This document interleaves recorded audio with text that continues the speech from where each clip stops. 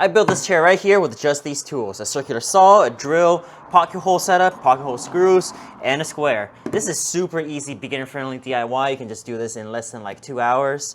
It took me 3 hours because I sanded a little. If you don't want to sand, less than 2 hours.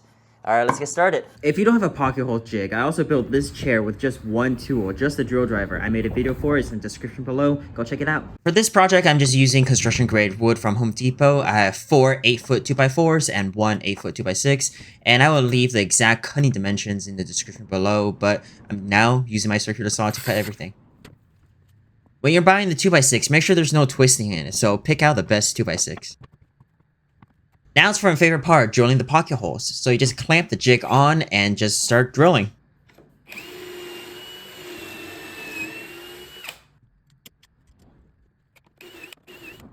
Once it's all drilled, line them up and start screwing them in.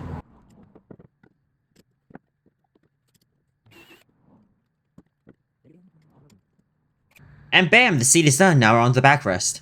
For the backrest, it's pretty much the same, but we have one less board, so then you have a handle when you're carrying the chairs.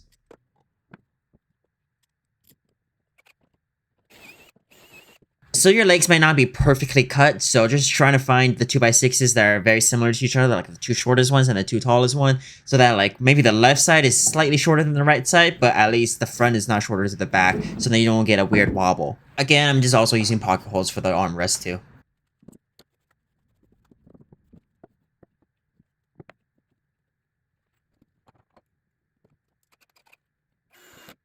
And then I'll hit it with a rough sanding of 80 grit. This is just a really fast sanding, get all the splinters out.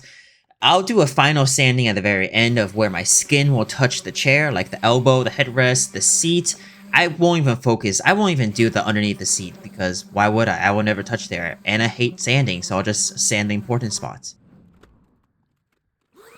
It's finally time for assembly, put all the pieces together. So I made a ruler with some scrap pieces of wood to make sure the seat is perfectly leveled off the ground. I didn't care if the seat was a little off for the armrest, I only care if the seat was leveled off the ground so then you're not wobbly.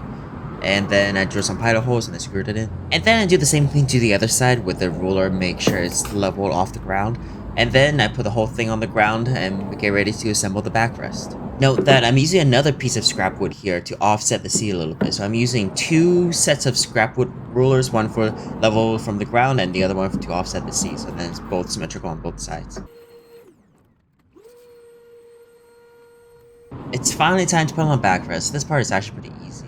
I line up the bottom of the backrest flush with the bottom of the seat, and then drill some pilot holes, make sure it's slanted a little bit to my desired slant. I like slouching, so I slant it a little bit. If you don't like slouching, you like sitting upright, you can just make it straight. I have some leftover furniture feet from some other projects, but this part is completely optional. You can just pick up the chair instead of dragging the chair on the ground. And now it's the most important part, actually sitting on the chair. No matter how you built it before, sitting on the chair, relaxing on it is the whole point of this build, is to sit on it and relax on it. So make sure you spend a lot of time sitting on it and relaxing on it. If you enjoy this type of video, please like and subscribe. Let me know what other furniture I can build or any furniture you have built. Alright, take care.